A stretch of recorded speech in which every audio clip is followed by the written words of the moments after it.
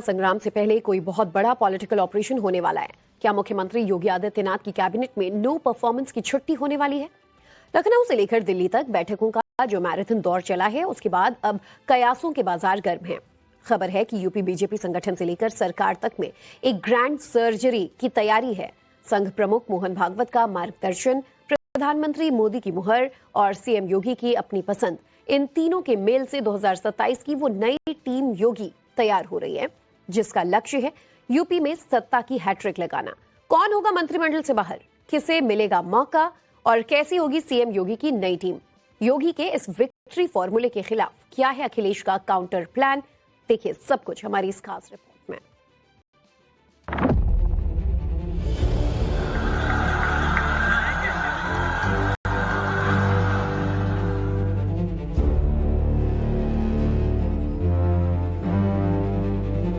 No दंगा, no curfew, no दंगा, UP में है सब चंगा।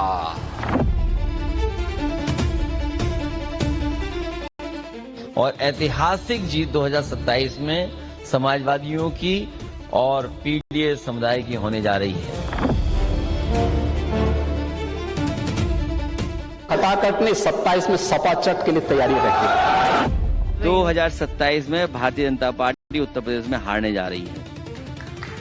उनके नकली संत हटने जा रहे हैं। 27 में आने का सपना मत देखिए। यूपी की विरासत पर हर व्यक्ति नहीं बैठ सकता है। उत्तर प्रदेश में 2027 के चुनाव से पहले रणभेरी बज चुकी है। एक तरफ बयानबाजी का दौर चरम पर है, दूसरी तरफ बीजेपी ने अपनी चुनावी तैयारियों को धार देना शुरू कर दिया है। इसके लिए भारतीय जनता पार्टी ने अपने व्यूह रचना तेज कर दी है। सूत्रों के मुताबिक 2027 का चुनावी बिगुल बजने से ठीक पहले उत्तर प्रदेश में बीजेपी संगठन से लेकर सरकार तक में बड़ी सर्जरी होने वाली है। सीएम योगी की मनपसंद टीम बनने वाली है और इसके लिए सीएम योगी आदित्यनाथ के कैबिनेट और बीजेपी संगठन में बड़े बदलाव की तैयारी है। इन सब का मकसद है उत्तर प्रदेश में सत्ता की हैट्रिक का रास्ता साफ करना। उत्तर प्रदेश का 2027 का चुनावी रण अभी भले दूर लगे, लेकिन बीजेपी ने इसकी विसात अभी से बिछाना शुरू कर दिया है। लखनऊ से दिल्ली तक बैठकों का दौर जारी है और संदेश साफ है। चुनावी मुहूर्त निकलने से पहले बीजेपी अपने संगठन और सरकार के सियासी समीकरणों को दुरुस्त कर लेना चाहती है। सूत्रों की माने तो इसके लिए संगठन से लेकर सरकार तक दोनों मोर्चों पर बड़ी सर्जरी की तैयारी है। कहा जा रहा है कि 2027 के चुनाव को देखते हुए बीजेपी कोई भी चूक नहीं करना चाहती। यही वजह है कि रणनीति, संगठन और सरकार तीनों स्तर पर नए सिरे से तालमेल बैठाने की कोशिश तेज हो गई है। लेकिन उत्तर प्रदेश के उप मुख्यमंत्री ब्रजेश पाठक का कहना है कि संगठनात्मक प्रक्रियाएं लगातार चलती रहती हैं। भारतीय जनता पार्टी नेतृत्व के निर्देश पर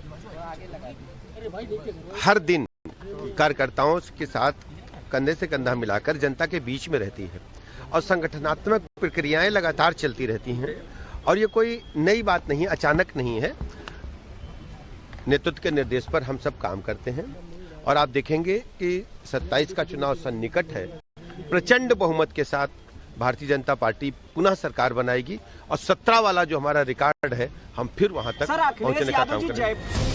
उत्तर प्रदेश में सरकार से लेकर संगठन तक में बड़े बदलाव का इंतजार लंबे समय से हो रहा है, लेकिन लखनऊ से लेकर दिल्ली तक में हुई मैराथन बैठकों के बाद अब कयास लगाए जा रहे हैं कि यह वक्त बेहद करीब आ चुका है, क्योंकि पिछले एक हफ्ते में यूपी बीजेपी की ओर से एक बड़ी एक्सरसाइज देखने को मिली है। 11 अप्रैल को दिल्ली से लौटकर प्रदेश अध्यक्ष पंकज चौधरी और संगठन महामंत्री धर्मपाल सिंह ने मुख्यमंत्री योगी आदित्यनाथ से मुलाकात की। फिर 12 अप्रैल को बीजेपी के राष्ट्रीय महासचिव विनोद तावड़े भी लखनऊ पहुंचे। यहां पंकज चौधरी और धर्मपाल सिंह के साथ बंद कमरे में चर्चा हुई। इसके बाद पंकज चौधरी दिल्ली रवाना हो गए और 12 अप्रैल को शाम को गृह मंत्री अमित शाह से मुलाकात की। इस बीच विनोद तावड़े लखनऊ में ही जमे रहे। 12 अप्रैल को दोपहर में विनोद तावड़े ने पार्टी के प्रदेश कार्यालय में बारी बारी से 1.5 दर्जन नेताओं से बंद कमरे में लंबी बैठकें की। फिर 13 अप्रैल को तावड़े मुख्यमंत्री योगी आदित्यनाथ से मिलकर दिल्ली चले गए। 16 अप्रैल को प्रदेश अध्यक्ष पंकज चौधरी और संगठन महामंत्री धर्मपाल सिंह की बीजेपी की टॉप लीडरशिप के साथ बैठक हुई। पंकज चौधरी और धर्मपाल सिंह ने पहले राष्ट्रीय संगठन महामंत्री बीएल संतोष के साथ मीटिंग की और फिर राष्ट्रीय अध्यक्ष नितिन नवीन के साथ मुलाकात की। लखनऊ से लेकर दिल्ली तक की इन्हीं मैराथन बैठकों ने पिछले 5 दिनों से लखनऊ के सियासी पारे को चढ़ा दिया है और उत्तर प्रदेश के राजनीतिक कॉरिडोर में सीएम योगी आदित्यनाथ के मंत्रिमंडल विस्तार की चर्चाएं तेज हो गई हैं। यूपी में बीजेपी के प्रदेश अध्यक्ष पंकज चौधरी और संगठन महामंत्री धर्मपाल सिंह के साथ पार्टी और संगठन के बड़े नेताओं की मैराथन मीटिंग के बाद अब हर किसी को इंतजार उस फाइनल लिस्ट का है जो उत्तर प्रदेश की सियासत में भूचाल ला सकती है। वहीं बीजेपी के लिए ये फेरबदल एक सिर्फ बदलाव भर नहीं है बल्कि उत्तर प्रदेश में जीत की हैट्रिक की ठोस तैयारी मानी जा रही है। यूपी में बीजेपी की हैट्रिक की तैयारी के बीच विपक्ष की ओर से भी मोर्चेबंदी शुरू है। मुख्यमंत्री योगी आदित्यनाथ और समाजवादी पार्टी के प्रमुख अखिलेश यादव के बीच जुबानी जंग तेज होती जा रही है। सीएम योगी अपनी सरकार के कामकाज और कानून व्यवस्था को लेकर दावे कर रहे हैं। नो दंगा नो कर्फ्यू, उत्तर प्रदेश में सब चंगा।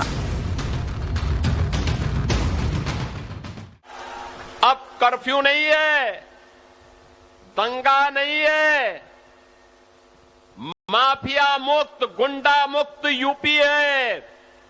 और कोई माफिया और कोई दंगाई कभी दिखता है तो यूपी का बुलडोजर उसकी हड्डी पसली को तोड़ करके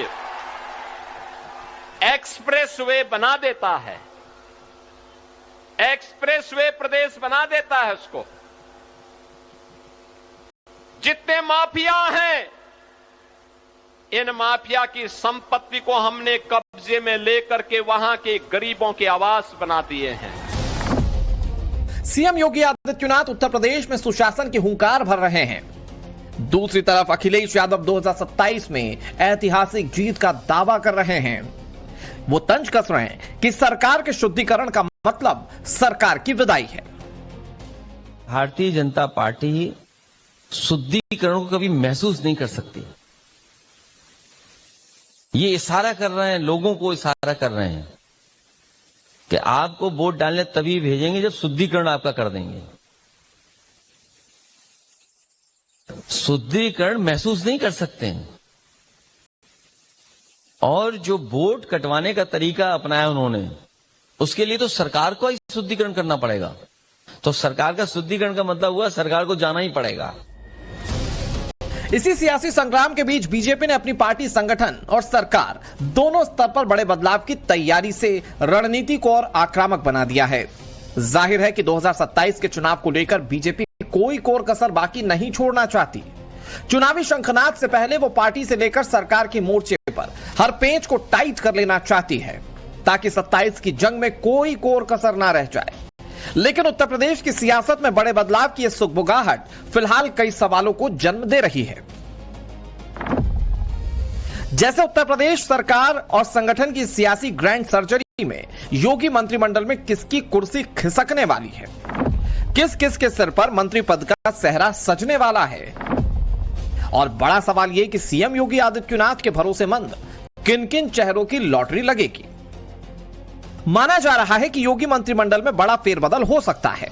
योगी सरकार के कई मंत्रियों के 4 साल के कामकाज की सियासी कुंडली खंगाली गई है। ऐसे में पुराने मंत्रियों की कैबिनेट से छुट्टी हो सकती है और उनकी जगह नए चेहरों को मंत्री बनाया जा सकता है। लखनऊ की तपती सियासत में इस वक्त सबसे बड़ा सवाल यह है कि योगी कैबिनेट के अंदर क्या होने वाला है। चर्चाएं आम है कि यूपी की इस सियासी ग्रैंड सर्जरी में कई दिग्गजों की कुर्सी खिसकने वाली है और कईयों के सिर पर मंत्री पद का सेहरा सजने वाला है। अब देखना यह है कि किसका रिपोर्ट कार्ड उन्हें आउट करता है और कौन सीएम योगी का फेवरेट बनकर सत्ता के इस पावर गेम में बाजी मार ले जाता है। लखनऊ से लेकर दिल्ली तक बीजेपी के प्रदेश और शीर्ष नेतृत्व के बीच मैराथन मंथन के बाद संगठन में बदलाव और मंत्रिमंडल विस्तार पर प्रधानमंत्री नरेंद्र मोदी की मुहर लगनी थी। यूपी बीजेपी अध्यक्ष पंकज चौधरी की प्रधानमंत्री के साथ शुक्रवार को हुई मुलाकात के बाद फाइनल लिस्ट को हरी झंडी मिलने की बात कही जा रही है और अब मंत्रिमंडल विस्तार और संगठनात्मक फेरबदल को लेकर जल्द ही औपचारिक घोषणा हो सकती है। भारतीय जनता पार्टी एक कैडर बेस्ड दल है। तमाम हमारे में वो है कि ऊपर से लेके नीचे तक तमाम खांचों पे चीजें तय होती हैं। ये कोई परिवार की तो पार्टी है नहीं कि मुखिया ने कहा कल से तुम ये काम करो, कोई तैयारी नहीं। भारतीय जनता पार्टी पूरी तैयारी करके कार्यक्रम करती। 2027 में विधानसभा चुनाव प्रस्तावित है। भारतीय जनता पार्टी का कैडर तैयार है, उसको तमाम नई जिम्मेदारियां दी जानी है, जिसकी वजह से बैठक करनी जरूरी है। हम तमाम लोग बैठते हैं तब निर्णय पर पहुंचते हैं।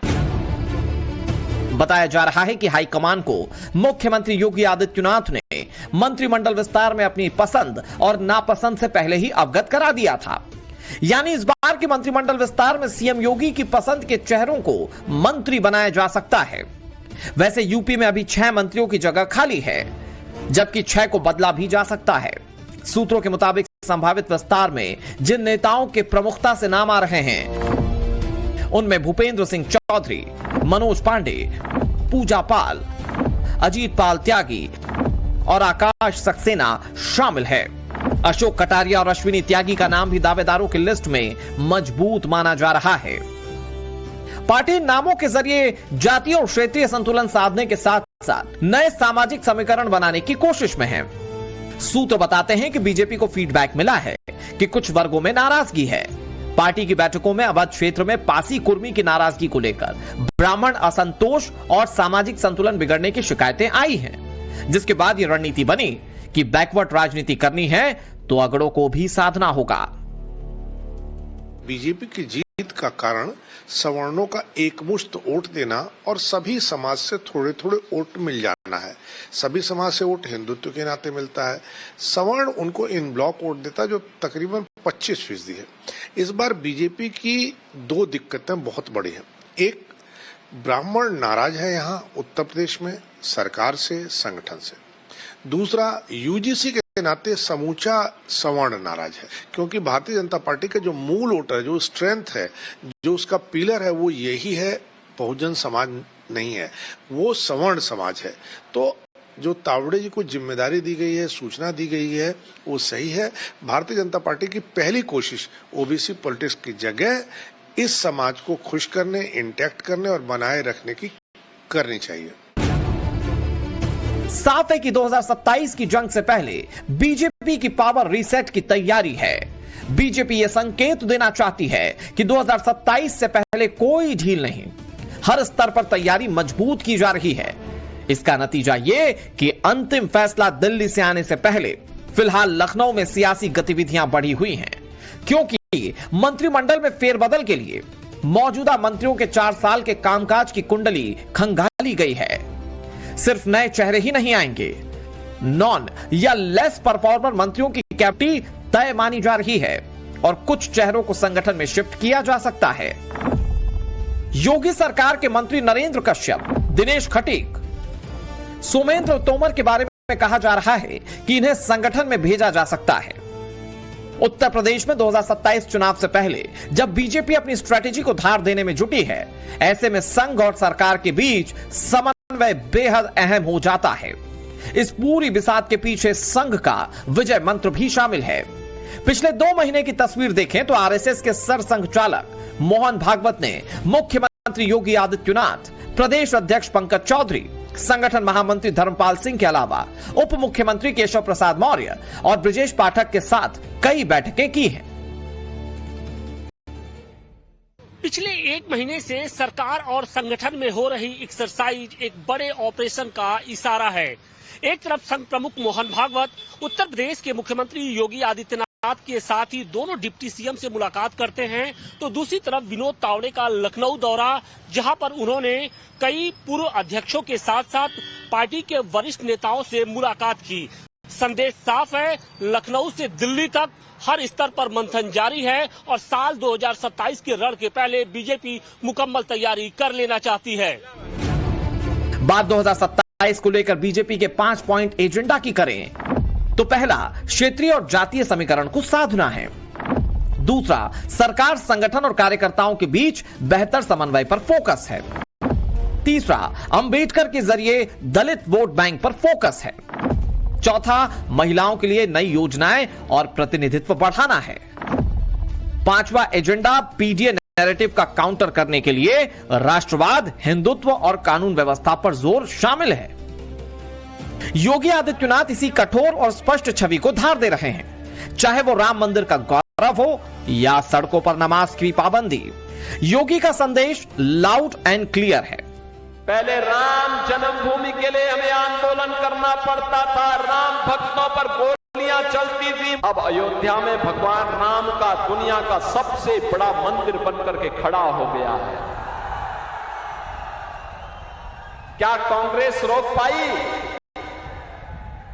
क्या समाजवादी पार्टी रोक पाई?